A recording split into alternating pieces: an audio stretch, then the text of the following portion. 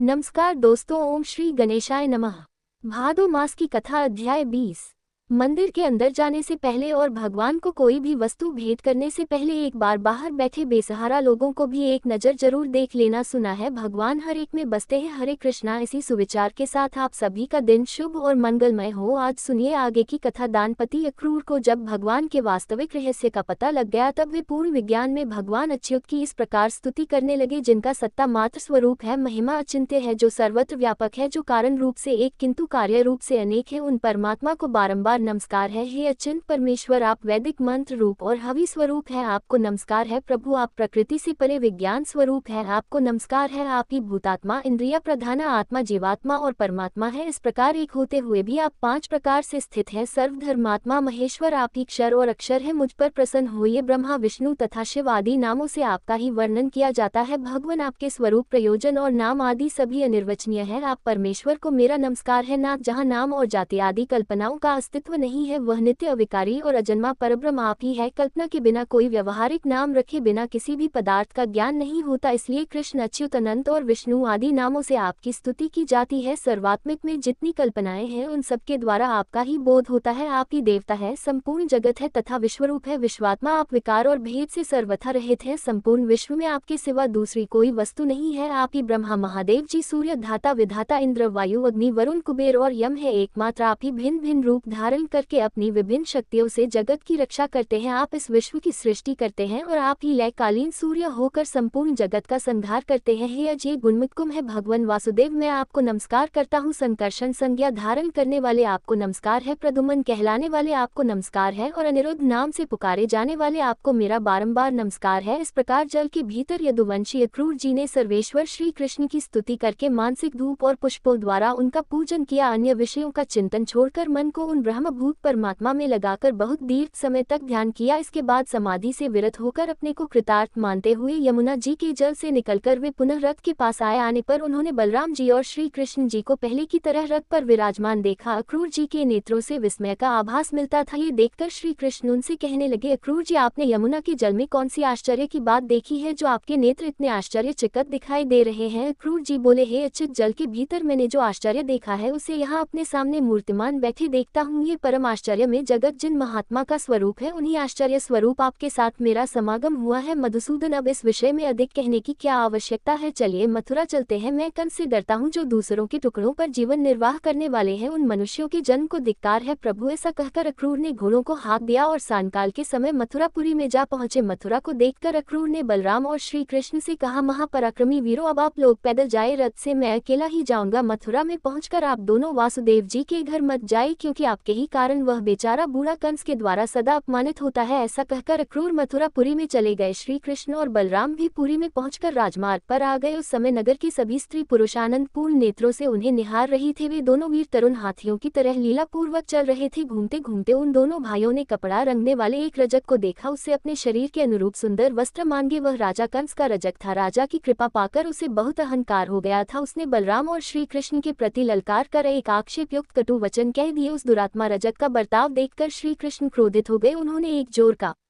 थप्पड़ मारकर उस रजक का मस्तक पृथ्वी पर गिरा दिया। उसे मारकर भगवान कृष्ण ने और बलराम ने उसके सारे वस्त्र छीन लिए और अपनी रुचि के अनुसार पीले और नीले वस्त्र धारण करके वे बड़ी प्रसन्नता के साथ माली के घर गए। उन्हें देखते ही माली के नेत्र आनंद से खिल उठे। वह अत्यंत आश्चर्यचकित होकर मन ही मन सोचने लगा कि दोनों किसके पुत्र हैं, कहाँ से आए हैं। एक के अंग पर पीताम्बर शोभा पाता है तो दूसरे के शरीर पर नीलांबर, दोनों ही अत्यंत मनोहर दिखाई देते हैं। उन्हें देखकर माली ने समझा कि 2 देवता शायद इस धरती लोक पर उतरे हैं। उन दोनों भाइयों के मुख कमल प्रफुल्लित दिखाई देते थे। माली ने दोनों हाथ पृथ्वी पर फैलाकर सिर से पृथ्वी का स्पर्श करते हुए साष्टांग प्रणाम किया और कहा, नाथ, आप दोनों बड़ी कृपा करके मेरे घर पधारे हैं, मैं तो धन्य हो गया। अब पुष्पों से मैं आप दोनों का पूजन करूंगा। ऐसा कहकर उसने रुचि के अनुसार फूल भेंट किए। ये सुंदर है, बहुत मनोहर है। ऐसा कहते हुए उसने उनके मन में फूलों के प्रति आकर्षण पैदा कर दिया और जो जो उन्हें पसंद आया वह सब कुछ दे दिए। प्रायः सभी फूल मनोहर, निर्मल और सुगंधित थे। श्री कृष्ण ने भी प्रसन्न होकर माली को वरदान दिया कि मेरे अधीन रहने वाली लक्ष्मी तेरा कभी त्याग नहीं करेगी, सौम्य तेरे बल और धन की कभी हानि नहीं होगी। जब तक ये पृथ्वी और सूर्य रहेंगे तब तक तेरी पुत्र पौत्र आदि वंश परंपरा कायम रहेगी। तो बहुत से भोग भोग कर अंत में मेरी कृपा से मुझे याद करते हुए दिव्यलोक प्राप्त करेगा। भक्त तेरा मन हर समय धर्म में लगा रहेगा। ऐसा आशीर्वाद देकर बलराम जी सहित श्री कृष्ण माली द्वारा पूजित होकर उसके घर से चले आए। व्यास जी कहते हैं, इसके बाद श्री कृष्ण ने राजमार्ग पर एक कुब्जा स्त्री देखी जो अनुराग से भरा हुआ पात्र लेकर जा रही थी। उसे देखकर श्री कृष्ण ने पूछा, कमल लोचने, तू यह अनुराग किसके पास लिए जाती है? सच सच बता। उनकी बात सुनकर वह श्री हरि के प्रति अनुरक्त हो गई और बोली, प्रिय क्या आप नहीं जानते, कंस ने मुझे अनुराग लगाने का कार्य सौंप रखा है। मैं अनेक वक्र के नाम से विख्यात हूँ। मेरे सिवा दूसरे किसी का घिसा हुआ चंदन कंस को पसंद ही नहीं आता। श्री कृष्ण बोले, सुमुखी, यह सुंदर सुगंध युक्त अनुलेखन तो राजा के ही योग्य है। हमारे शरीर के योग्य भी कोई अनुलेखन हो तो दे दो। ये सुनते ही कुब्जा ने आदर पूर्वक कहा, लीजिए ना। फिर उन दोनों को उनके शरीर के अनुरूप चंदन आदि अनुले प्रदान किए। फिर कुब्जा ने ही उनके अंगों में अनुराग लगाया। इससे वे दोनों पुरुष रत्न इंद्रधनुष के साथ शोभा पाने वाले श्वेत श्याम मेघों के समान सुशोभित होने लगे। इसके बाद कुब्ज दव दूर करने की क्रिया अर्थात कुबड़िया जानने वाले भगवान श्री कृष्ण ने उसकी ठोड़ी में अपने हाथ की 2 उंगलियां लगा दी और उसे उचकाकर ऊपर की ओर खींचा। साथ ही उसके पैर अपने दोनों पैरों से दबा लिए। इस प्रकार केशव ने कुब्जा के टेढ़े शरीर को सीधा कर दिया। फिर तो वही युवतियों में श्रेष्ठ परम सुंदरी बन गई और प्रेम से शिथिल वाणी में बोली, प्यारे आप मेरे घर में पधारिए, अच्छा तुम्हारे घर आऊंगा। ऐसा कहकर श्री कृष्ण ने कुब्जा को विदा कर दिया और फिर बलराम जी के मुंह की ओर देखकर वे जोर से हंसे। इसके बाद पत्र भंगी रचना पूर्वक अनुराग लगाए और पीताम्बर तथा नीलांबर धारण किए विचित्र पुष्पों के हार से सुशोभित हुए दोनों भाई धनुशाला में गए। वहां उन्होंने रक्षकों से धनुष के बारे में पूछा और उनके बतला पर उसे उठाकर चढ़ाया। बलपूर्वक चढ़ाते ही वह धनुष टूट गया, जिससे बड़े जोर का शब्द हुआ और उससे सारी मथुरापुरी गूंज उठी। धनुष टूटने पर रक्षकों ने उन पर आक्रमण कर दिया। तब वे रक्षक सेना का संहार करके धनुषशाला से बाहर निकले। कंस को अक्रूर के लौटने का सारा हाल मालूम हो चुका था। फिर धनुष टूटने का शब्द सुनकर उसने चाणूर और मुंह से कहा कि दोनों गोपुत्र यहाँ आ गए हैं, उन्हें मेरे सामने मल युद्ध करके तुम अवश्य ही मार डालना, क्योंकि वे दोनों मेरे प्राण लेने वाले हैं। अगर युद्ध में उन्हें मारकर तुमने मुझे संतुष्ट किया तो मैं तुम्हारी जो जो इच्छा होगी वह सब पूर्ण करूंगा। वे दोनों मेरे शत्रु हैं, इसलिए न्याय से या अन्याय से उन्हें अवश्य मार डालो। उनके मारे जाने पर इस राज्य पर मेरा और तुम्हारा समान अधिकार होगा। इस प्रकार उन दोनों मल्लों को आदेश देकर कंस ने हाथी वाला और ऊंचे स्वर से कहा, महावत तू कवलिया पीर हाथी को मतवाला करके रंगभूमि के द्वार पर खड़ा रखना। जब दोनों गोपुत्र मल्ल युद्ध के लिए आए तब उन्हें द्वार पर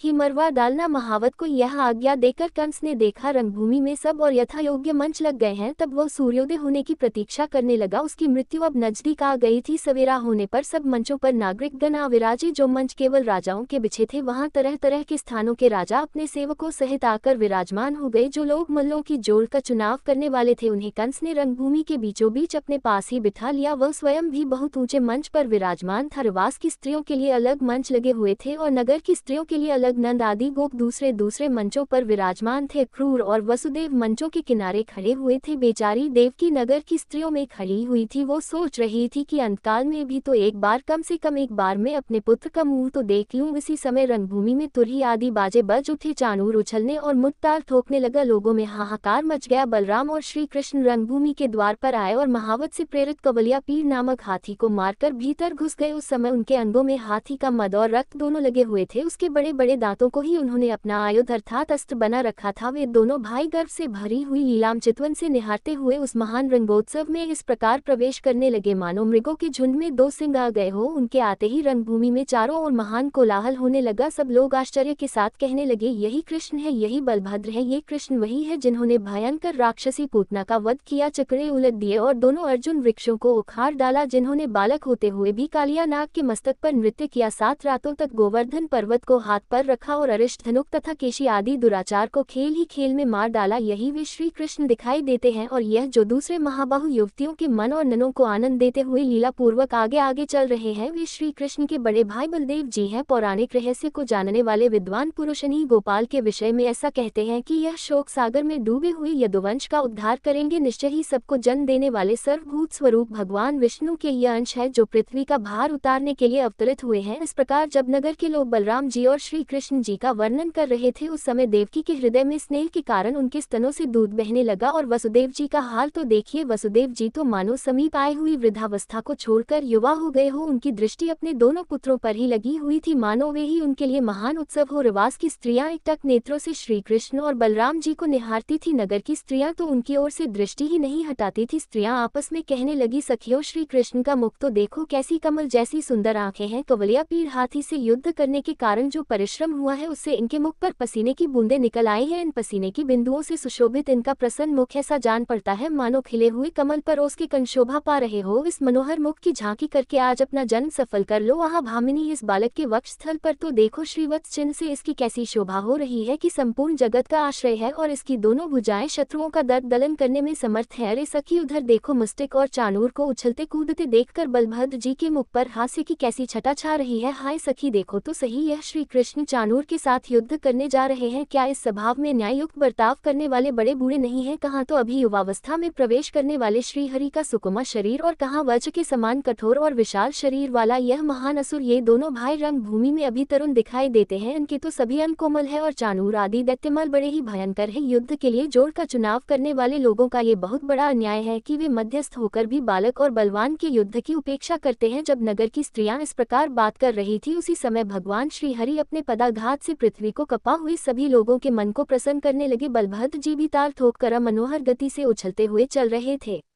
उस समय ये पृथ्वी पग पग पर उनके पदाघात से विदीर्ण नहीं हुई, यही बड़े आश्चर्य की बात थी। इसके बाद अमित पराक्रमी श्री कृष्ण चानूर के साथ कुश्ती लड़ने लगे तथा मल्ल युद्ध की विद्या में कुशल मुस्क दैत्य बलदेव जी के साथ भिड़ गया। श्री कृष्ण चानूर के साथ परस्पर भिड़कर नीचे गिराकर उछाल कर घूसी और वज्र के समान कोहनी से मारकर पैरों से ठोकरे देकर और एक दूसरे के शरीर को रगड़ कर लड़ने लगे। इस तरह उन दोनों में बड़ा भारी युद्ध हुआ। उस युद्ध में यद्यपि किसी अस्त्र शस्त्र का प्रयोग नहीं होता था, तब भी वह अत्यंत घोर और भयंकर था। अपने बल और प्राण शक्ति से ही साध्य था। जैसे जैसे चानूर श्री हरि के साथ युद्ध करता वैसे वैसे उसकी प्राण शक्ति घटती जाती थी। जगन में श्री कृष्ण भी उसके साथ लीला पूर्वक युद्ध करने लगे। वह परिश्रम से थक गया था, इसलिए क्रोध पूर्वक श्री कृष्ण के हाथ पर हाथ मार रहा था। कंस ने देखा श्री कृष्ण का बल बढ़ता जा रहा है और इधर चानूर थकता जा रहा है, तब क्रोधित होकर उसने बाजे बंद करा दिए। उसी समय आकाश में देवताओं के अनेक प्रकार के बाजे बज उठे। अदृश्य भाव से खड़े हुए देवता हर्ष में भरकर भगवान की स्तुति करते हुए बोले, हे केशव, चानूर दानव को मार डालिए, गोविंद आपकी जय हो। श्री कृष्ण देर तक चानूर के साथ खिलवाड़ करते रहे, फिर उसे मार डालने के लिए प्रयत्नशील हुए और दैत्य को उठाकर आकाश में घुमाने लगे। घुमाते समय ही उसके प्राण पखेरु उड़ गए। भगवान ने उसे 100 बार घुमाकर पृथ्वी पर पटक डाला। चानूर के देखते ही देखते 100 टुकड़े हो गए। उसके रक्त की धारा से अखाड़े में गहरी कीचड़ हो गई। महाबली बलदेव जी भी उतनी देर तक मुट्ठी के साथ लड़ते रहे और अंत में उन्होंने भी उस दैत्य के मस्तक पर मुक्के का प्रहार कर दिया और छाती में घुटने से चोट मारकर उसे पृथ्वी पर गिरा दिया। फिर अपने शरीर से रगड़ कर उसका कचूमर निकाल दिया। उसकी जीवन लीला समाप्त हो गई। इसके बाद श्री कृष्ण ने पुनः महाबली मलतोषल को बाएं घुसे की चोट से मार गिराया। चानूर, मुस्तक और तोषल के मारे जाने पर बाकी बचे हुए पहलवान भाग खड़े हुए। उस समय श्री कृष्ण और बलदेव रंगभूमि में समवयस्क ग्वाल बालों को साथ लेकर हर्ष में भरकर उछलने कूदने लगे। ये देखकर कंस की आंखें क्रोध से लाल हो गई। उसने अपने सेवकों को आज्ञा दी, इन दोनों ग्वालों को बलपूर्वक रंगशाला से बाहर निकाल दो और पापी नंद को भी पकड़कर तुरंत बेड़ियों में जकड़ दो। वसुदेव को भी उसकी वृद्ध का ख्याल न करते हुए कठोर दंड देकर मार डालो और यह जो ग्वाल बाल श्री कृष्ण के साथ उछल कूद कर रहे हैं, इन सबकी गौएं छीन लो और इनके घर में जो कुछ भी धन संपत्ति हो उसे लूट लो। कंस को इस प्रकार आज्ञा देते देख भगवान मधुसूदन हंस पड़े। वे उछलकर मंच पर जा चढ़े। राजा का मुकुट पृथ्वी पर गिर पड़ा। श्री कृष्ण ने उसके केश पकड़ लिए और उसे पृथ्वी पर गिराकर खुद भी उसके ऊपर कूद पड़े। वे संपूर्ण जग का भार लेकर उसके ऊपर कूदे थे, इसलिए उसके प्राण निकल गए। उग्रसेन कुमार राजा कंस इस संसार से इस प्रकार चल बसा। मरने पर भी श्री कृष्ण ने उसके मस्तक के बाल पकड़कर उसके शरीर को रंग भूमि में घसीटा। कंस के पकड़े जाने पर उसका भाई सुनामा क्रोध में भर कर आया, लेकिन बलभद्र जी ने उसे खेल ही खेल में मार गिराया। मथुरा का महाराज कंस श्री कृष्ण के हाथों से मारा गया। ये देखकर रंगभूमि में आए हुए सब लोग हाहाकार करने लगे। इसके बाद श्री कृष्ण ने शीघ्रता से जाकर वसुदेव और देवकी के चरण पकड़ लिए। बलदेव जी ने भी उनका साथ दिया। वासुदेव और देवकी ने श्री कृष्ण को उठाया और जन्म काल में उन्होंने जो बातें कही थी उन्हें याद करके स्वयं ही प्रणाम करने लगे। वासुदेव जी बोले, देव देवेश्वर, आप मुझ पर प्रसन्न हुए। प्रभु, आप देवताओं में सर्वश्रेष्ठ हैं। केशव, आपने हम दोनों पर कृपा करके हम दोनों का उद्धार किया है। हमारी आराधना से भगवान ने जो दुराचारी दैत्यों का वध करने के लिए हमारे घर में अवतार लिया, इससे तो हमारा कुल ही पवित्र हो गया। सर्वात्मक भूतों के अंत हैं, आप में ही सबका लय होता है। आप समस्त प्राणियों के भीतर विराजमान है, आपसे ही भूत और भविष्य की प्रवृत्ति हुई है। सर्वदेव में अच्युत अच्युत परमेश्वर, यज्ञ में आपका ही यजन किया जाता है। परमेश्वर आप ही यज्ञ है और आप ही यज्ञों के कर्ता धर्ता है। आपके प्रति परमात्मा भाव को हटाकर जो मेरा और देवकी का मन पुत्र स्नेह के कारण आपकी ओर जाता है, ये हमारे लिए अत्यंत विडंबना है। कहाँ तो आप संपूर्ण भूतों के कर्ता अनादि और अनंत परमेश्वर, और कहाँ हमारी इस मानवी जीवा